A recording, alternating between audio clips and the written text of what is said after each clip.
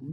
যারা নিবন্ধনে অংশগ্রহণ করবেন বলে ভাবছেন, ১৯তম নিবন্ধন, কলেজ শিক্ষক, জুনিয়র শিক্ষক এবং মাদ্রাসা উভয় পক্ষেই আপনাদের জন্য এই ১০০ মার্কের যে প্রস্তুতি আছে সেটা নিয়ে আজকে কথা বলবো।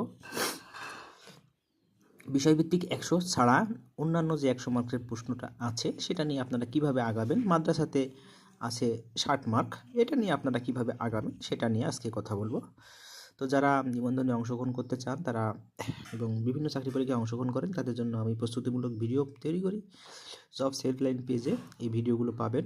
এই পরবর্তীতে আরও ভিডিও পেতে আমাদের এই চ্যানেলটি সাবস্ক্রাইব করবেন এবং ফেসবুকে ফলো দিবেন। তো চলুন আমরা শুরু করি ভিডিওটি। যে আমাদের নিবন্ধন ১৯তম নিবন্ধনের সিলেবাস হচ্ছে ১০০ মার্ক থাকবে আপনার নিজ নিজ বিষয় ভিত্তিক, এবং বাদবাকি ১০০ যেটা আছে সেটা থাকবে বাংলা, ইংরেজি, সাধারণ জ্ঞান, গণিত। তো এই বিষয়গুলো আপনারা কিভাবে কভার করবেন, দেখুন এখানে আলাদা আলাদা পাশের কোনো কথা বলা নাই। আপনার পরীক্ষা হবে ২০০ আর ভাইবা হবে ২০। তো এখানে 40% মার্ক পাইতে হবে, এখানে 40% মার্ক পাইতে হবে পাশের জন্য। কিন্তু এখানে আলাদাভাবে বলা নাই যে বিষয়ভিত্তিকভাবে আপনার পাশ করতে হবে এবং সাধারণ জ্ঞানে পাশ করতে হবে বা অন্যান্য যে বিষয়গুলো সেখানে পাশ করতে হবে, এই কথা বলা নেই। তো এই কথা যখন বলা নেই তখন আপনার সবচেয়ে বড় একটা সুযোগ যে আপনি অ্যাপ্রক্সিমেটলি আপনার এই ২০০-র ভিতর যদি আপনি ১৪০ অথবা ১২০ নাম্বার উঠাতে পারেন, যেমন গণবিজ্ঞপ্তি দিচ্ছে এরকম যদি গণবিজ্ঞপ্তির নিয়ম থাকে তাহলে ১২০তেও দেখা যাবে অথবা ১০০তেও দেখা যাবে। কিছু কিছু ভাই বোনেরা তাদের স্বপ্নের চাকরিটা পাবেন। তো সুতরাং আপনারা দেরি করবেন কেন এ বিষয়ে আগিয়ে রাখতে। যে সাধারণ জ্ঞান যেখানে ১০০ মার্কের থাকবে, সাধারণ জ্ঞান বলতে বাংলা, ইংরেজি, সাধারণ জ্ঞান, গণিত, এই অন্যান্য বিষয় যে ১০০ মার্কের থাকবে, এখানে যদি আপনারা ৮০+ বা ৮০+ বা ১০০-র কাছ থেকে আপনারা যদি ৭০+ নাম্বার উঠাতে পারেন তাহলে দেখা যাবে একটা ভালো অ্যামাউন্টের নাম্বার পাবেন এবং পছন্দনীয় প্রতিষ্ঠানে আপনারা নিয়োগ পাওয়ার সম্ভাবনা বেড়ে যাবে। তো এই জন্য আমরা যে ভিডিওটা তৈরি করতেছি সেটা হচ্ছে যে এই ১০০ মার্কে আপনি কিভাবে নিজেকে আগিয়ে রাখবেন। পড়া তো অনেক, কিন্তু সেখান থেকে আপনাকে পড়তে হবে যেগুলো গুরুত্বপূর্ণ সেগুলো। এখন আপনি সিলেবাস রিসার্চ করেননি, সময় নেই, বা বেসিক ডেভেলপমেন্ট করবেন না, অন্য কোনো চাকরি পরীক্ষা দিবেন না, শুধুমাত্র নিবন্ধন দিবেন এবং সেখানে ভালো করবেন, এরকম যদি মেন্টালিটি থাকে সেটা তো আপনার করা সম্ভব। তাহলে সেটা কিভাবে করা সম্ভব চলুন আমরা দেখাই। যে আপনারা এই বাংলা, ইংরেজি, সাধারণ জ্ঞান, গণিত এইগুলা নিয়মিতভাবে যদি আমি কয়েকটা পরীক্ষার নাম বলছি, সেই পরীক্ষার বিগত সালের প্রশ্নগুলো শেষ করেন তাহলে আপনাদের এই সিলেবাসটা কভার হবে এবং এখানে ১০০ মার্কে দেখা যাবে আপনি ৯০+ কমন পাবেন এবং সেখান থেকে অ্যান্সার করার পরে দেখা যাবে যে আপনার ৮০টা কারেক্ট হবে, কিছু নেগেটিভ মার্ক যাবে, ৭৫, ৭০ এরকম আপনার নাম্বার থাকবে। আপনি বলবো না যে ১০০% পাবেন বা ১০০% নাম্বার থাকবে, যেহেতু নেগেটিভ মার্কিংয়ের একটা বিষয় আছে সেহেতু আপনাকে এখানে মেনে নিতে হবে ৭০+ ৭৫ এরকম একটা নাম্বার আপনি এই ১০০তে ক্যারি করতে পারবেন। আর আপনার যদি ক্যালিবারটা ভালো হয়, আপনি যদি আরও বেশি বেশি রিভাইজ করেন তাহলে এই নাম্বারটা ৯০-এর ঘরেও চলে যেতে পারে, এটাতে কোনো সন্দেহ নেই। তো চলুন আমরা দেখাই যে কীভাবে আপনারা এই বাংলা, ইংরেজি, সাধারণ জ্ঞান, গণিত করবেন। বাংলা বলতে সাধারণত বোঝানো হয় বাংলা সাহিত্য, এখানে ২টা পার্ট আছে, একটা সাহিত্য আর একটা হলো ব্যাকরণ। এখানেও তাই, সাহিত্য, ব্যাকরণ। সাধারণ জ্ঞান এখানে আসে বাংলাদেশ, ইন্টারন্যাশনাল, আইসিটি, এইগুলা কিন্তু আসে সাধারণ জ্ঞান। সায়েন্স আছে এর সাথে, আবার সায়েন্স, ঠিক আছে। আর গণিতে থাকে আপনার বিসিএসের যে সিলেবাসটা, মেন্টাল অ্যাবিলিটি আর ম্যাথ, গাণিতিক যুক্তি আর মানসিক দক্ষতা। তাহলে আপনি এখান থেকে কি কি পড়বেন, আপনি বিসিএসের প্রশ্ন থেকে বেছে বেছে পড়বেন। দেখেন কি কি পড়বেন। বাংলা সাহিত্য বিগত সালের প্রশ্ন রিভাইজ করবেন, ব্যাকরণ বিগত সালের প্রশ্ন রিভাইজ করবেন, ইংরেজি সাহিত্য বিগত সালের প্রশ্ন রিভাইজ করবেন, বিগত সালের প্রশ্ন গ্রামারে রিভাইজ করবেন। যদি গ্রামারে খুব বেশি দুর্বল হন সোজা মুখস্থ করবেন, আর যদি একটু বুঝতে পারেন তাহলে নিয়মগুলো বোঝার চেষ্টা করবেন। এরপরে আসুন যে সাধারণ জ্ঞান। তো সাধারণ জ্ঞান আপনারা প্রথমত জোর দিবেন এই দুইটা, বাংলাদেশ এবং ইন্টারন্যাশনাল। এখানে 25 মার্কের ভিতরে দেখা যাবে যে 20 মার্কই এখান থেকে থাকবে, দুইটা টপিক্স থেকে থাকবে। তো এটা সোজা আপনার বাংলাদেশ ইন্টারন্যাশনাল বিসিএসের প্রশ্ন থেকে পড়বেন। বিসিএসের উপর কোনো প্রশ্ন হয় না, বিসিএস থেকে পড়বেন। আইসিটি সায়েন্স এখান থেকে হয়তো 5টা প্রশ্ন আসতেও পারে অথবা প্রাইমারি মতো না দিতেও পারে, কিন্তু আপনার ব্যাকআপ নিয়ে যাইতে হবে। যদি আপনার সময় থাকে এখন থেকে আপনি যদি শুরু করেন জানুয়ারি থেকে, তাহলে আপনার এটা হয়ে যাবে। তাহলে এটা আপনি পড়বেন, আইসিটি পড়বেন, সায়েন্স পড়বেন, বিগত সালের প্রশ্নগুলো পড়বেন, অপশান সহ, অপশানে ক আছে না খ আছে এইভাবে মুখস্থ সহ পড়বেন, ঠিক আছে? তাহলে আপনি দেখা যাবে কভার হয়ে যাবে। এখন আসি গণিতের বিষয়টা।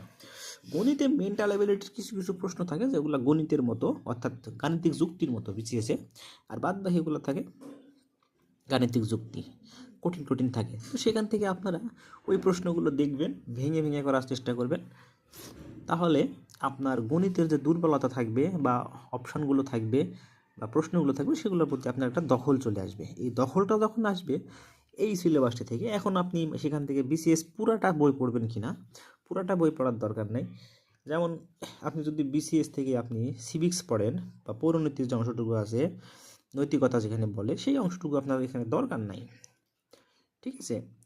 আইসিটি সায়েন্স আপনি না পড়েও পার করতে পারবেন, ঠিক আছে? কিন্তু আপনার এটা পড়ার দরকার। তো এই সিলেবাসগুলোর বিগত সালের প্রশ্নগুলো আপনি শুধু বিসিএসের শেষ করবেন। এখন বিসিএসের প্রশ্নগুলো শেষ করলে কি হবে, আপনার প্রায় 60% আপনি কমন পাবেন।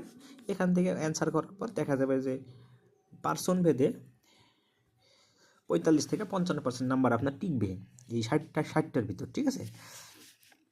এখন আপনি যদি আরও বিসিএসের পরে যদি নিবন্ধন, এনটিআরসিএ বিগত সালে যে প্রশ্নগুলো আছে এগুলো কভার করেন, তাহলে আপনার এই ঠিকভাবে, এখানে তো সাবজেক্ট একই আছে, টপিকস একই আছে, দু একটা টপিকস অ্যাড হয়েছে, দু একটা টপিক বাদ হয়েছে, কিন্তু প্রশ্ন ওগুলাই দিবে। তো কি বাদ দিছে হয়েছে, কি যোগ হয়েছে সে দেখার বিষয় নাই, আপনি শুধু সেই মনোযোগটা আপনি আপনার নিজের সাবজেক্টে দিবেন, হ্যাঁ? আর এখানে আপনারা শুধু এইভাবে বিগত সালের প্রশ্ন বিসিএস এবং এনটিআরসি পড়লে দেখা যাবে যে 75% প্রশ্ন আপনি রিপিট করতে পারতেছেন। আর আপনার যারা যারা এই ইংরেজি, বাংলা ব্যাকরণ, তারপরে হচ্ছে গণিতের সূত্র সহ অ্যাপ্লাইড মানে বুঝতে পারা নিয়মগুলো পারেন, তাদের জন্য এই 75% থেকে 85% হয়ে যাবে, 90% হয়ে যাবে, ঠিক আছে? পার্সন ভেদে বিভিন্ন রকম হবে। তো আপনারা এখান থেকে আমরা যে মূল যে বিষয়টা আপনাদের দেখাতে পারলাম সেটা হলো, আপনারা যদি নিবন্ধনের এই 100 মার্ক পেতে বিসিএস এর প্রশ্নগুলো শেষ করেন, এনটিআরসি এর প্রশ্ন শেষ করেন, তাহলেই আপনাদের হয়ে যাবে।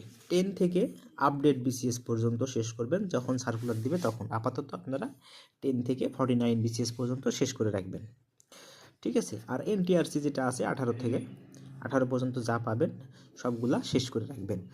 এখন এখানে কলেজের জন্য পড়বেন, আপনি কলেজের করবেন, নিবন্ধনের জন্য করবেন, হাই স্কুলের জন্য করবেন, মাদ্রাসার জন্য করবেন, হাই স্কুল মাদ্রাসা করবেন কিনা, পার্থক্য করবেন কিনা, আপনার যেটা নিয়ত, আপনার যদি স্কুল নিয়ত থাকে তাহলে আপনি স্কুল দিয়ে শুরু করেন, তারপরে কলেজ করেন, প্রশ্ন পড়েন, প্রশ্ন না পড়া করবেন না।